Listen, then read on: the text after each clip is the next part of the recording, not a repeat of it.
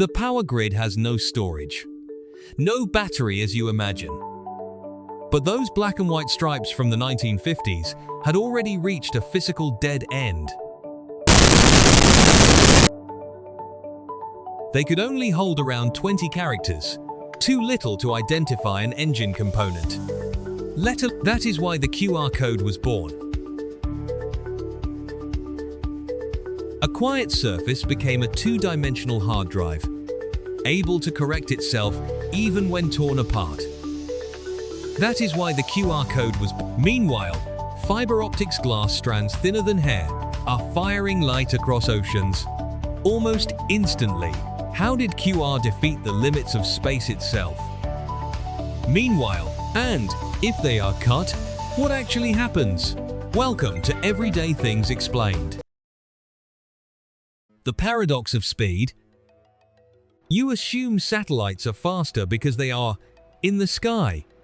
But light is the fastest tool you have for moving information. But the problem is distance.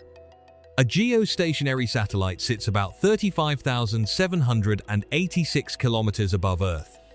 To send a message, the signal must travel up, then back down. A round trip of over 70,000 kilometers just to press like. Even at light speed, that creates a delay of roughly 500 milliseconds. Enough for you to feel the lag without knowing why. Fiber optics do not need to climb into the sky. They go straight. Light is trapped inside the glass core through total internal reflection, a nearly perfect light pipe. Latency drops to a few dozen milliseconds, sometimes less. It is like speaking through a tube directly into someone's ear instead of shouting through a speaker placed on the moon. Speed stops being theory, it becomes experience. But speed is only half the story. The real problem lies in the stomach of space. The data-eating machine. You might assume thousands of satellites would outperform a single cable. Reality disagrees.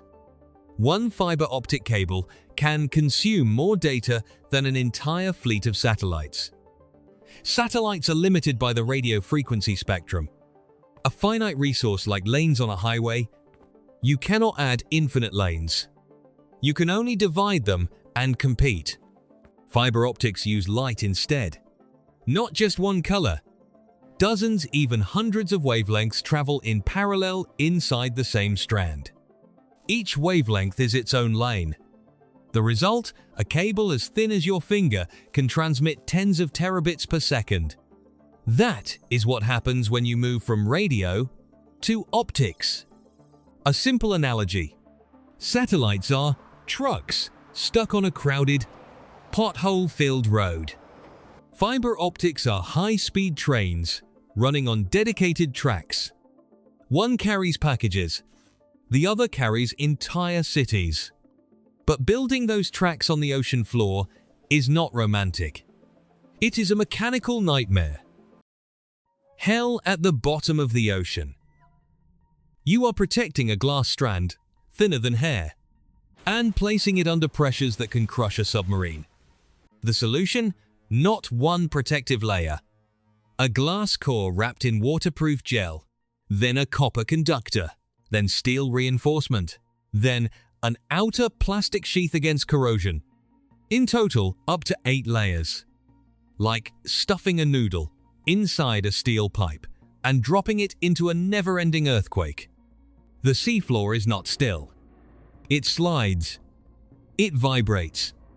It moves. Sharks have been recorded biting fiber cables. Not out of hatred for the internet.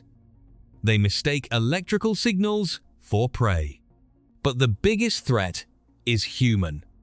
A misplaced anchor can sever a cable stretching thousands of kilometers. And when that happens, the internet does not collapse. It simply slows down, reroutes, congests. Like a city losing a major bridge.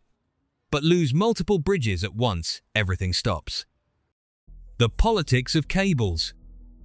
Fiber cables do not run randomly.